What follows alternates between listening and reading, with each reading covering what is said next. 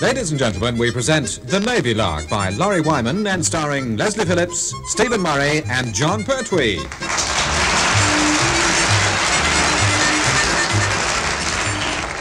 Most people look forward to Friday because for many of us it's the end of the working week. But in the Navy, Friday can herald a distinctly dodgy weekend, as Captain Povey is about to find out. Well, then, Jason, I'm off home now. 5:30 on a Friday again. Another week gone. My word, how time flies. Really, sir? Oh, I suppose it does as you get older. Older? I am only 39. What I meant was, sir, you still look 39 in spite of your age. Oh, well, that's better. No, it's not. I mean, sir, you'll always be 39 to me, no matter how long ago it was. I think I'll change the subject. I think you'd better. Are you doing anything nice this weekend, sir? Yes, Wren Chasen, I am. Saturday morning I am playing football. In the afternoon I am refereeing a hockey match. Sunday morning I shall be playing tennis. And in the afternoon there's a cross-country ramble. Good gracious, where do you do all this? With the youth club. I didn't know you were a youth club leader, sir. I'm not, but my dear wife Ramona is. I see. Well, if there's nothing else, Wren Chasen, good night. Good night, sir. Oh, just a minute, sir. Hello, Captain Povey's office? Yes, he is. You just caught him. Blast. It's somebody from Whitehall, sir. He wants to speak to the sailor chappie in charge of the boats. Good. Very well, I'll take it. Captain Povey speaking. Hello, Whitehall here. Fuzzy's office. Dorps speaking. Fuzzy's office? Yes, Foreign Under Secretary's office, old man. Oh, I see. Yes. Well, what can I do for you, Mr. Dorps? No, you've got it all wrong. Aubrey Kettlewell is the name. I am the Dorps to the Fuzz, you see. Dorps, Deputy Assistant Under Private Secretary. To the Fuzz? Foreign Under Secretary, exactly. Now then, about these boat things of yours, I want one. You want a boat thing? Yes, that's the idea. Now, how do we book them? By the hour? What are you talking about? Well, we need it for the whole weekend, actually. And now, what's your rate? First 50 miles free and then 6pence a mile, or do you do unlimited miles? Mr. Kettlewell, the Royal Navy does not run its ships on the self-drive hire principle. Oh, I've boobed, have I? Yes, Mr. Kettlewell, you have, enormously. Oh, sorry, old man. But the fact remains that Fuzz has instructed me to lay on one of your boat things to take a VIP to a TSRV. Translation, please? Oh, sorry again. A very important person to a top-secret rendezvous. I see. Well, who is it, and where's he got to go to, and when? Oh, I can't tell you that, old man. That's top secret. My instructions are that you are to have a frigate standing by at 1900 hours to take Sir Willoughby Todhunter-Brown to a top-level meeting with one of the Iron Curtain lot in the North Sea. Forgive me for asking, but if it's as top secret as that, why have you just told me all this over an open phone? What? Oh, Lord, that's another one of my boobs. Oh, dear. Well, never mind. Just keep it to yourself and get it all laid on, will you? The VIP's on his way down to you now. He'll tell you all about it. Cheerio, old man. Have a nice weekend. Oh, dear, I had a feeling something like this would happen. Wren Chasen, whose duty ship this weekend? HMS Troutbridge, sir. I had a feeling that would happen, too. Isn't there any other frigate available? No, sir. I see. If there isn't a major international incident by Monday, I shall be very surprised.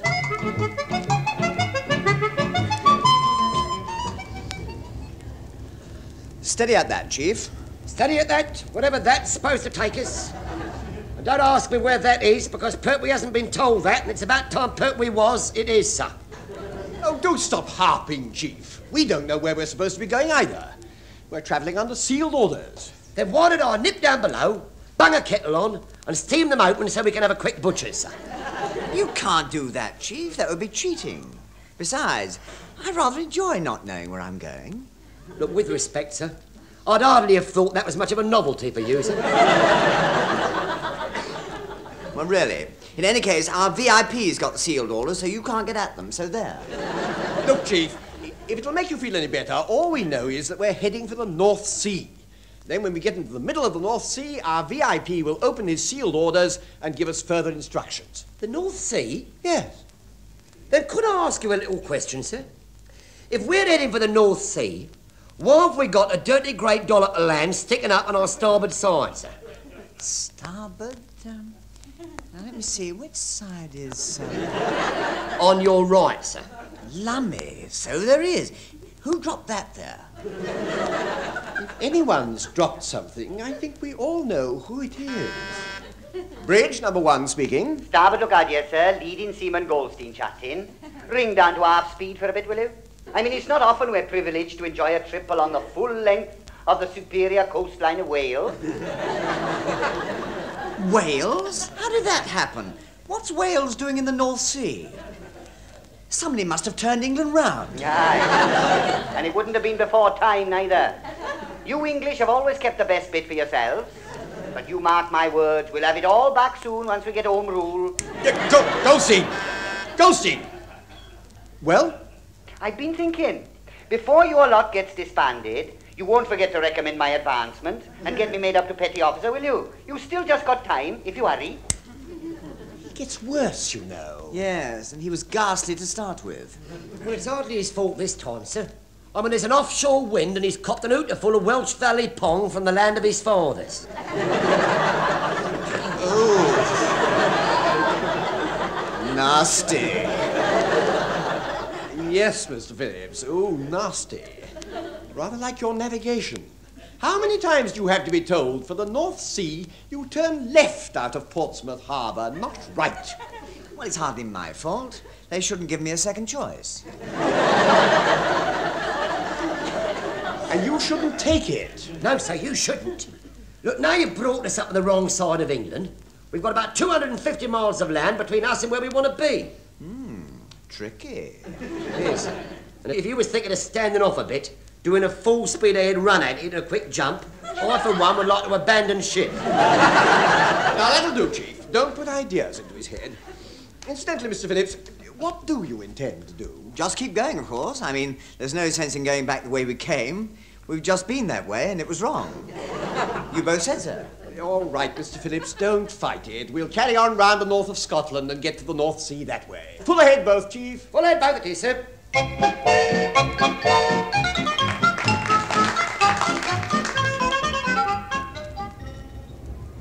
Reduce speed to slow ahead both, Chief. Slow ahead, both of you, sir.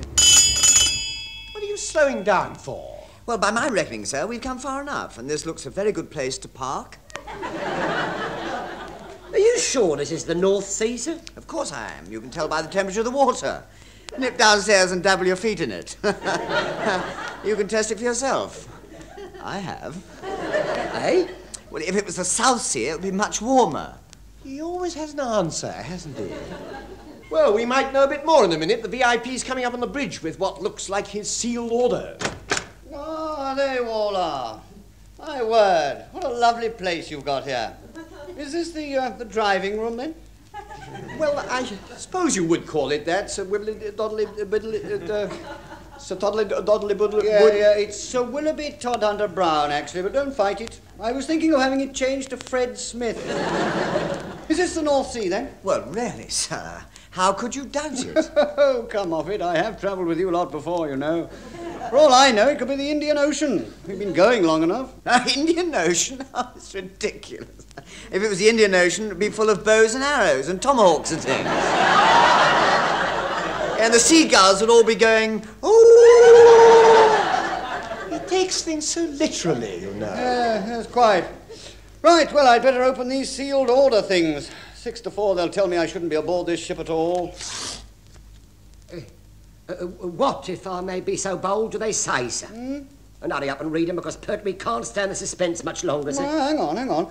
It says, proceed to rendezvous with Russian frigate. Position 55 degrees, 20 minutes north, 4 degrees, 30 minutes east. Tricky. That might take us quite some time. No, it's all right. No panic. There's a PS. It says, if I have the misfortune to sail aboard Troutbridge, I'm to instruct the idiots to drop anchor wherever they are and let the Russian frigate find them. It'll save time. Well, really? How jolly unkind. Unkind, but well thought out. Stop engines and drop anchor, Chief. Stop engines, drop anchor it is, sir. Yeah, and I think it's jolly unkind too. You've stopped us right in the middle of miles and miles and miles of wet. Oh, shut up. Well, now you've opened your sealed orders, wibbly diddly dot the bottle is... Me. Thank you. Now you've opened them, may we ask what this is all about? Oh, I can't tell you that, old man. It's all top secret. I've got my official position to consider. Yeah, naturally, sir, but what is your official position this week? Oh, didn't you know? I'm US to the nits. US to the nits? Mm-hmm.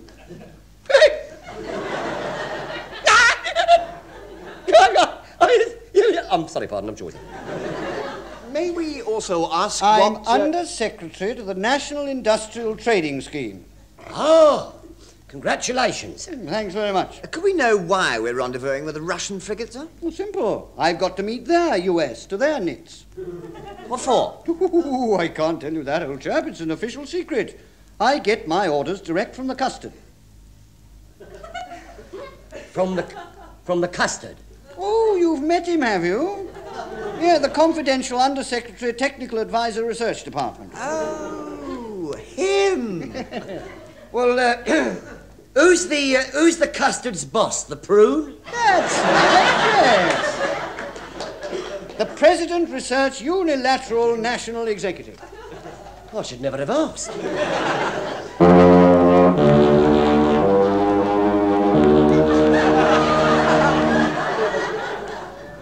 Who did that? Well, don't look at me. Bridge? Starboard lookout here, sir. Leading Seaman Goldstein chatting. One Russian frigate coming alongside, sir. And don't bother to argue with it because I've surrendered already. Can I draw hammer and sickle from the store just to be on the safe side? Certainly not. Peasant.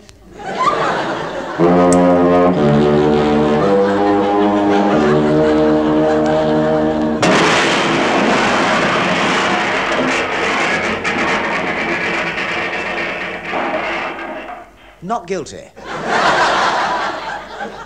Well, who did that? Mr. Phillips wasn't even steering.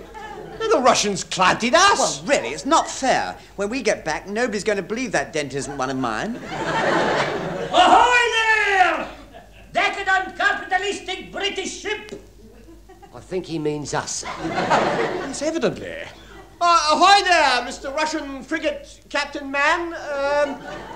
Duovich, Yuovich, Admitovich, that Yuovich Klautidasovich. Niet! Yuvich Klautidasovich! Well, how could've we have doneovich? We're at anchor. That is your fault! No, it isn't. It's yours. Niet! And near to you, too. Oh, well done. That's got me off to a good diplomatic start. I say, Bolshoi Billy, or whatever your name is, when do you want me to come aboard your boat thing to meet your minister? Niet come aboard our superior boat thing. Glorious Russian frigate, top secret. Our minister will come aboard your heap. Now, just a minute. How do you know our heap isn't top secret, too? Who are you, Avich, kidding? That load of old scrap iron has been public knowledge for years. That does it. One more crack like that, and I'll shove his samovar right down his caviar hole. Oh, nasty. Oi! Yovich! Yorkshire pudding buns! This time, sir, I think he means you. Charming. What is it, vodka chops? Please to send across your inferior bosun's chair for the transporting of our superior Soviet minister to your hip. Do wish he'd stop calling us that. Well, fix up the line for the bosun's chair, will you, Chief? All taken care of, sir. Able Seaman Johnson's just testing it out now, sir. Oh, good. If it'll stand his weight, it'll stand anybody's. I'm not so sure, sir. I've just seen the superior Soviet minister. What? Lummy, it's a woman. Do you think we should have the bosun's chair upholstered? I don't think it matters. By the look of her, she's got plenty of her own upholstery built in. Come along, Sir Willoughby. We'd better get down on the deck. You'll want to welcome her aboard.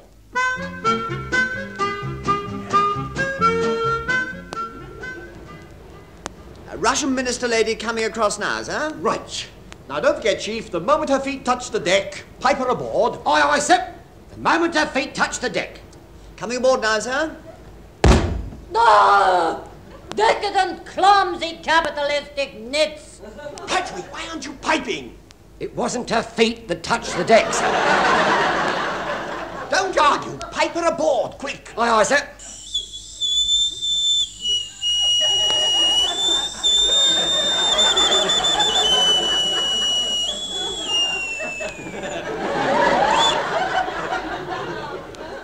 Pretty tune. It'll never get in the top 10. Oh, shut up. Now then, Sir Wibbly, Biddly, You mean me, yes, whoever I am. yes, sir. Make your welcoming speech, sir.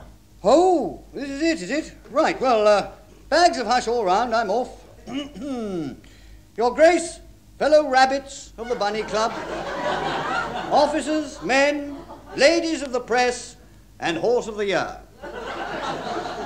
There are many of us today who doubt the possibility, but I'm a living example.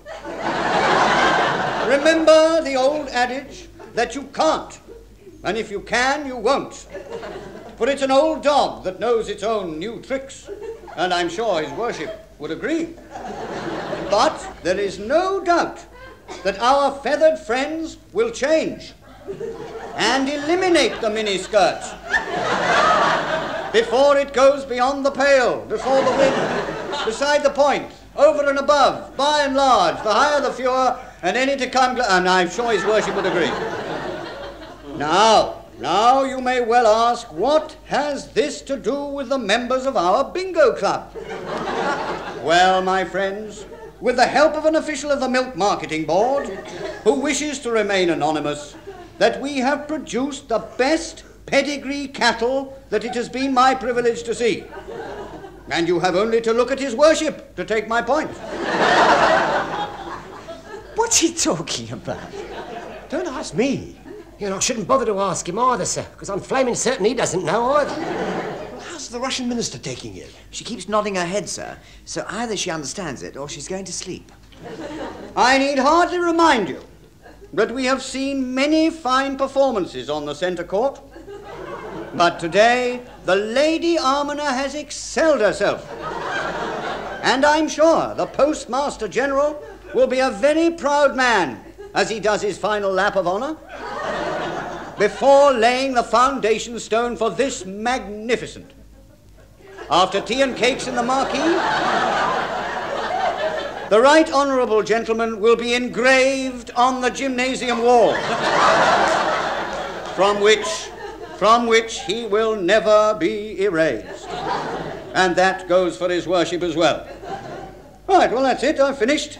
Your turn now, madam, unless there are any questions. Yes, capitalistic twit. Turn me round and winch me back to my own ship. Oh, no, hang on. You can't do that. We haven't signed our agreement. Niet sign, niet agreement, niet time.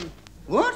Decadent, capitalistic old heap arrived 3 days late. Now you use up last to superior, glorious Russian time available by spouting load of old codswallopers. But, madam... And into which no word is fitting sideways. Winch away at once, please. No, hang on. Intend to. Don't trust decadent, capitalistic old road. Good day. Good day. Congratulations, sir. I think you handled that jolly well. Really? Yes, well, one is trained for it, you know. Then may one ask, if one is also trained to explain, how, as US to the nits, one drop one's custard right in the custard?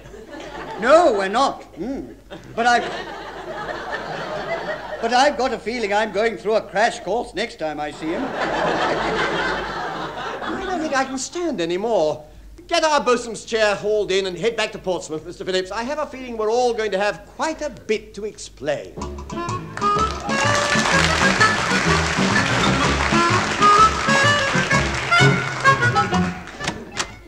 Excuse me, Captain Purvis, sir. The Round Britain quiz kids have arrived. At last, wheel 'em in, Renchason. I have an incredible number of jackpot questions to ask them. Aye, aye, sir. In you go, boys. The headmaster will see you in his study now. Oh, thanks very much. Hello, sir. Have a nice weekend. Yes, Mr. Phillips, I did. Both this weekend and last weekend. And I had an interesting week in the middle as well, trying to find out where the blue blistering places you lot were. Yeah, well, it's quite simple, sir, you see. We got held up, sir. There were a number of obstacles in our way, sir. Obstacles? What obstacles? England, Scotland and Wales. Oh, yes, I knew you sailed up the wrong side of the coast on the way there. But what happened on the way back? Oh, nothing, sir.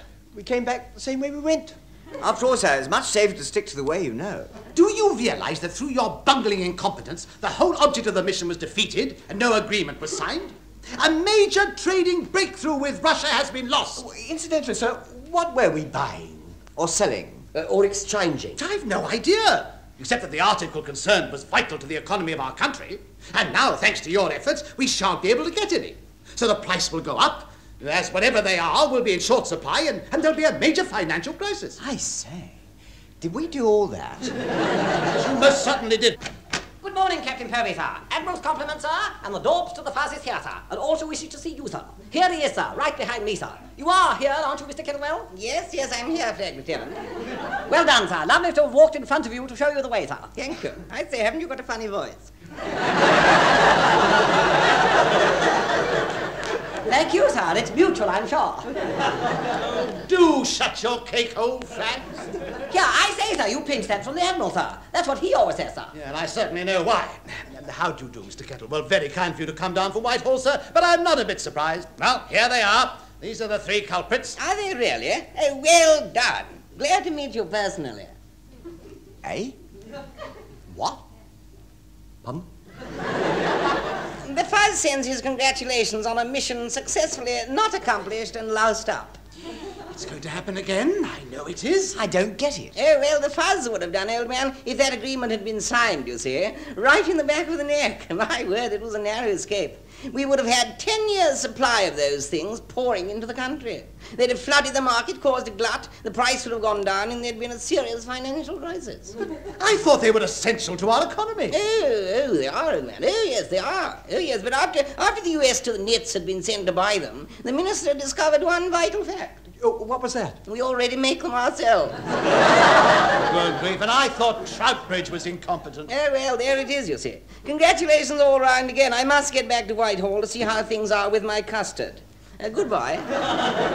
No, wait, sir, please. Look, I can't stand it anymore, sir. I've got to know, we've all got to know, what are they? What, old man?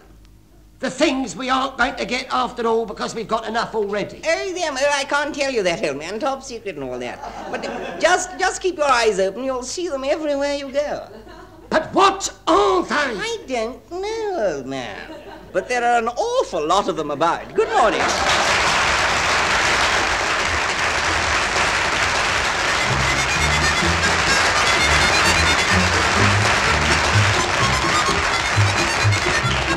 Leslie Phillips, Stephen Murray and John Pertwee have been Seeing Red in the Navy Lark, written by Laurie Wyman. Leslie Phillips was the sub-lieutenant, Stephen Murray was the number 1, John Pertwee was the chief petty officer, Captain Povey was played by Richard Caldecott, the Russian minister was Heather Chasen, the Russian frigate captain was Michael Bates, Dorps was Ronnie Barker, and Sir Willoughby Todd Hunter Brown was played by Tenniel Evans. The show was produced for the BBC by Alistair Scott Johnston.